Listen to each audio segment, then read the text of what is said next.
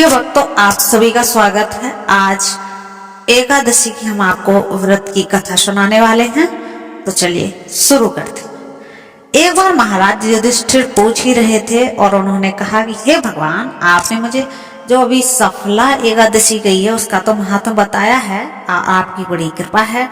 अब आप मुझे कृपा करके बताइए कि पूष शुक्ल की जो एकादशी है उसका क्या नाम है और उसकी क्या विधि है और उसमें कौन से देवता की पूजा की जाती है। भक्त वत्सल भगवान श्री कृष्ण बोले, हे राजन, इस एकादशी का नाम पुत्रदा एकादशी। इसमें भी नारायण भगवान की पूजा की जाती है। इस चर और अचर संसार में पुत्रदा एकादशी के व्रत के समान दूसरा कोई व्रत नहीं। इसके पुण्य से मनुष्य तपस्वी, विद्वान और लक्ष्मीवान तो होता ही है। इसके अलावा उसके अगर पुत्र आदि नहीं है तो उसका भी उसे फल अवश्य। तो ये कथा आप ध्यानपूर्वक सुनो। भद्रावती नामक नगरी में सुकेतु नाम का एक राजा राज्य करता था। उसे कोई पुत्र नहीं था। उसकी स्त्री का नाम सैव्या था। वह निपुत्री होने के कारण सदैव चिंतित रहा करती थी। राजा के पितर भी रो रो कर पिंड लिया करते थे और सोचा करते थे कि इसके बाद हमको कौन पिंड देगा। राजा को भाई, बांधव, धन, हाथी, घोड़े, राज और मंत्री, इन सब में से किसी से भी संतोष नहीं होता।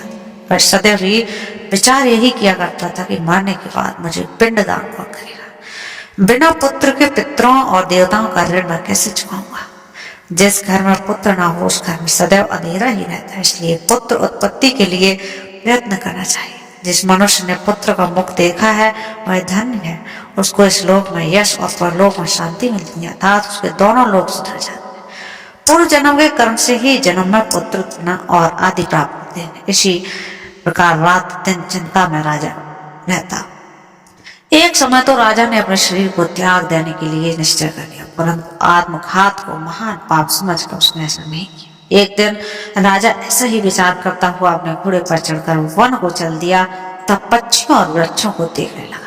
उसने देखा कि वन में मृग, व्याघ्र, सुअर, सिंह, बंदर, सर्प आदि सब भ्रमण कर रहे हैं।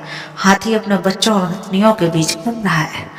इस वन में कहीं तो गीदड़ अपने कर्कश स्वर में बोल रहे हैं, कहीं उल्लू निश्चय बोल रहा है। वन के दृश्यों को देखकर राजा सोच विचार में लग गया। इसी प्रकार आधा दिन बीत गया। वह सोचने लगा कि मैंने कई यज्ञ किए, ब्राह्मणों को स्वादिष्ट भोजन से तृप्त किया, फिर भी मुझको प्राप्त क्यों। राजा प्यास के मारे अत्यंत दुखी हो गया और पानी की तलाश में इधर उधर चलने लगा। थोड़ी दूर पर राजा ने एक सरोवर देखा। उस सरोवर में कमल खिले थे। सारा हंस, मगरमच्छ आदि विहार कर रहे। इस सरोवर के चारों तरफ मुनियों के आश्रम बने हुए। उसी समय राजा के दाहिने अंग फड़कने लगे। राजा शुभ शकुन समझकर घोड़े से उतरकर मुनियों को दंडवत करने लगा। राजा को देखकर मुनियों ने कहा, हे राजन, हम तुमसे अत्यंत प्रसन्न हुए। तुम्हारी इच्छा क्या है, सो कहो।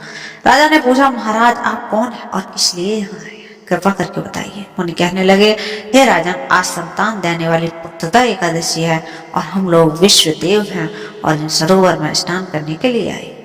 यह सुनकर राजा कहने लगा कि महाराज, मेरे भी कोई संतान नहीं है। यदि आप मुझे पर कृपा करें, प्रसन्न हो, एक पुत्र का वरदान दीजिए। मुनि बोले, हे राजन, आज पुत्रदा एकादशी है। आज अवश्य ही इसका व्रत करें और भगवान की कृपा से अवश्य आपके घर में पुत्र होगा।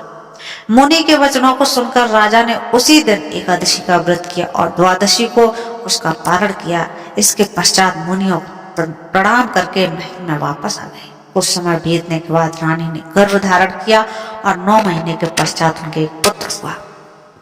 वह राजकुमार अत्यंत शूरवीर, यशस्वी और प्रजापालक है। श्री कृष्ण बोले, हे राजा, पुत्र की प्राप्ति के लिए पुत्रदा एकादशी का व्रत करना चाहिए। जो मनुष्य इस महात्मा को पढ़ता है, सुनता है, उसे अंत में स्वर्ग की प्राप्ति होती है।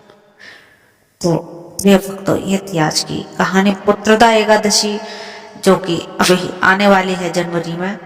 आप इस व्रत को करें और फल पाएं। तो अगर वीडियो अच्छी लगी तो लाइक, शेयर एंड सब्सक्राइब। अगर आप डेली राशिफल देखना चाहते हैं तो अभी हमारे चैनल को सब्सक्राइब करना ना। धन्यवाद।